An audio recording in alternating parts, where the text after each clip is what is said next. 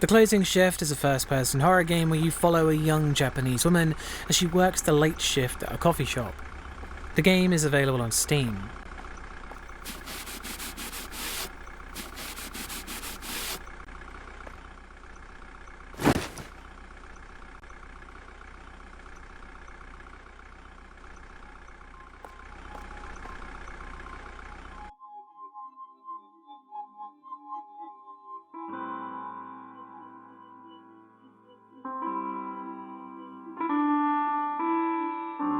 Atmosphere.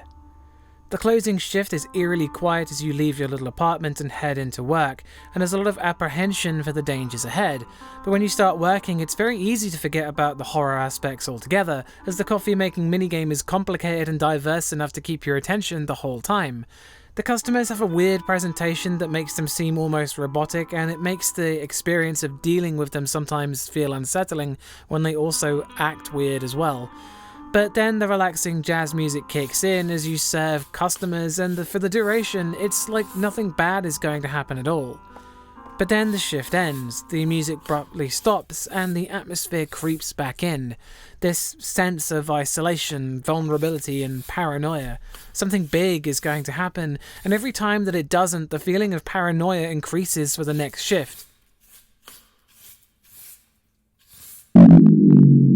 You wake up the next day and have to go back into work. Your boss criticizes you for being late, and there's a sense that no matter what you do, the events of the game are out of your control. It's an oppressive feeling that you are doomed to your fate.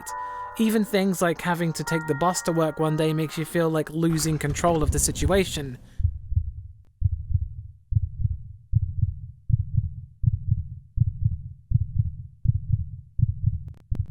Things escalate rapidly until the tension is unbearable. It does such an excellent job of making you feel vulnerable and paranoid that you know danger is coming, but not where it's coming from.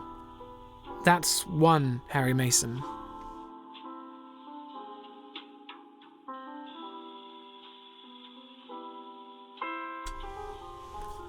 Scares. The game's scares take second place to its atmosphere, as a lot of the game is the build up to the finale where it all kicks off. A lot of foreboding and creepy things happen before then, from the lights going out in the shop to figures appearing in the store's drive-thru. But even with all this going on, it's obvious you're being messed with, but you still don't really know where the danger is coming from. It's more psychological, an inevitability you don't see coming, and even if you figure out what's happening, you can't do anything about it. The final section of the game forces you to do increasingly risky things, and the level of vulnerability you feel during the section really makes each choice feel heavy, and each consequence dire. There's some traditional jump scares and scripted events, but they take a back seat to the pure survival puzzle that is the final part of the game. That's 2 Harry Masons.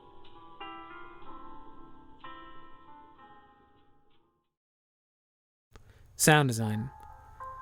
The relaxing music that plays during the barista work really does an excellent job of disarming the situation, and as the game goes on it seems to get more and more unhinged until the final day where it drifts into a melancholy dream. There's some other more chilling music that plays during the final section of the game, which is a slow, menacing rhythm with an eerie synth that plays over it. There's incidental music too for the scripted events, and it really helps back up those moments. The sound effects aren't anything special besides the death sound effects, which are weird and unexpected, but so many things seem to be without reverb, which is a little disappointing. It doesn't really hurt the game. There's no voice acting and the directional audio is pretty good. There's really not much to the sound design, but what is here functions fine. That's 3 Harry Masons. Gore. There's some minor blood in the game that matches with the story, it fits the scenario at hand and gets the point. That's 4 Harry Masons.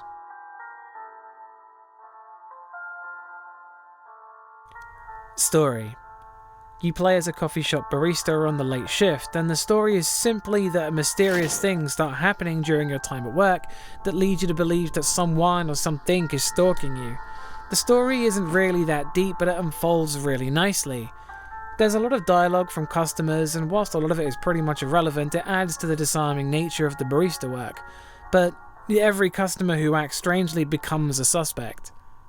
Replaying the game allows you to appreciate how the threat was actually there with you the whole time, and what's harrowing about the game's ending is that no matter what you do, a good outcome doesn't come, which is arguably not great, but it is realistic. Making the final score 5 out of 5 Harry Masons. The closing shift is only an hour long, but it feels so much longer. The atmosphere is fantastic, and the coffee minigame could probably have been a game in itself. Again, I'd like to remind you, the whole thing is down to my opinion in horror games, and if you don't share this opinion, then that's cool, I get it. I'd like to point out that whilst I got the coffee served, I did not go out without a fight and advise you don't either. There'll be more horror reviews in the pipeline, and thanks for watching. And always go check out Bumps in the middle of the night. Peace.